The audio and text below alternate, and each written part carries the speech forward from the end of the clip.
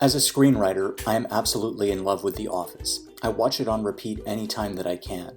But in my 57th rewatching of the show, I began to notice some interesting themes that the show explores. I saw that Michael Scott is more concerned with the well-being of people than he is with the rigid corporate demands of profit-making. Then I had a crazy thought. Is The Office socialist propaganda? My name is Zimran Jacob. I'm a screenwriter living in LA. I've worked in a few writers' rooms for major television shows, and I have my own feature set up. I love thinking about the themes I see in movies and shows. The Office is a heartwarming tale of love and friendship in a small paper company, but it also peppers in the idea that people are more important than profit. But is this running theme indicative of a larger economic philosophy? To start, we must first begin with some definitions.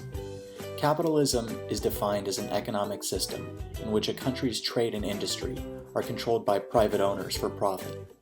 The Office clearly fits within these parameters, right?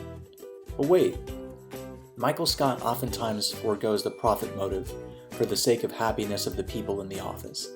He hosts the Dundies, throws party after expensive party, supports a union, and even kisses Oscar to prove he's not homophobic, which results in a large corporate settlement. Michael goes further than that. Michael often includes the office in on sensitive information in an effort to be honest with them. Dunder Mifflin Scranton is being shut down. Michael, we shouldn't be talking about this until all the decisions have been made. You knew about this all along, didn't you? Jan told me just a few minutes before she told you. Traitor. Never, David, never, ever. David, you are on speakerphone with the entire branch and the warehouse. Hey, David. Hey, David. Happy holidays, David. Hi, everyone. When he starts the Michael Scott Paper Company, he gives ownership to his fellow workers and lets them share directly in the profits. While there is some profit sharing and even some stockholdership among workers in a capitalist society, these ideas lend themselves to the philosophy of, yes, socialism. Now, without getting into the differences between Marx, Engels, Lenin, Trotsky, and other philosophers of this ideology, socialism is a system where the means of production, distribution, and exchange are owned or regulated by the community as a whole.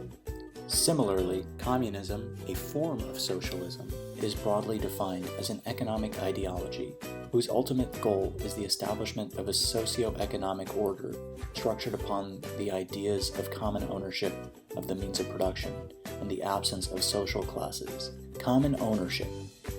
Michael Scott Paper Company is a workers' cooperative, a worker-owned, relatively democratic company where the workers make decisions on major company actions such as the sale of the company and deal terms. Agreed? Great. Absence of social classes. Before discussions of forming a union at Dunder Mifflin, Michael Scott famously said, "Now you may look around and see two groups here, white collar and blue collar. But I don't see it that way. You know why not? Because I am colorblind." A clearly anti-classist message. He also repeatedly calls the office his family. The modern philosophy of the left is defined by the mantra, people over profit.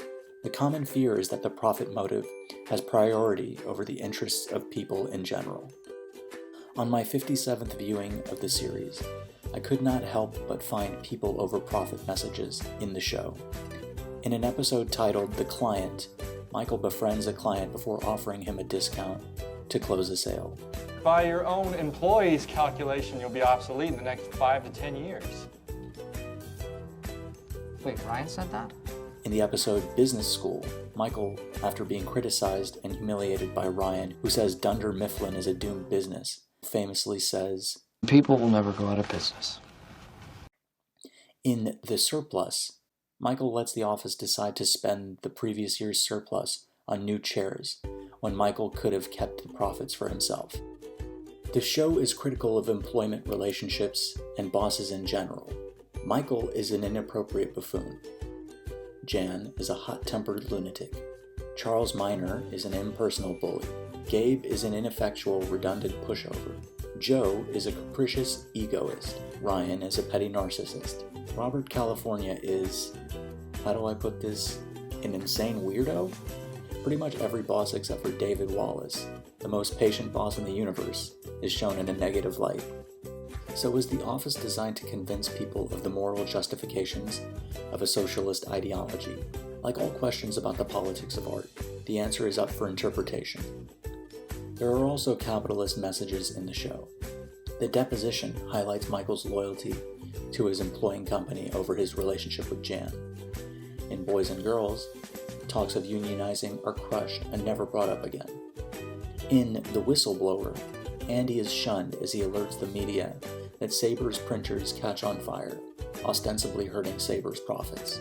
The larger question is there an economic structure which is best for the well-being of the people as a whole? Most economies are what is known as mixed economies, but certain countries lean left or right. The Nordic countries are known as social democracies, which are capitalistic yet still have strong safety nets and solid base pay. A Danish McDonald's employee makes at minimum $20 an hour, compared to the average wage of $8.90 an hour for the American McDonald's worker. Vladimir Lenin, Soviet politician and theorist, said, "The working class spontaneously gravitates towards socialism. Nevertheless, most widespread and continuously and diversely revived bourgeoisie ideology spontaneously imposes itself on the working class to still a greater degree. That means that any critical study of an office structure, whether it's the office, swimming with sharks, or office space, is going to lead to socialistic ideas. Nonetheless, the show does not make an affirmative judgment on these issues, and is therefore not propaganda in the traditional sense. It is clear that Michael Scott is not a socialist. He is a boss, and the employer-employee relationship is key to capitalism. Nonetheless, his ideals have socialistic ideas underlying them. He often puts his people before profit. He cares about his employees and thinks of the office as a big family. He shares profits, surpluses, information, and decision-making responsibilities with his employees. He thinks of his office as a community. But what do you think? Please leave a comment, and if you like this video, like, share, subscribe, and keep watching.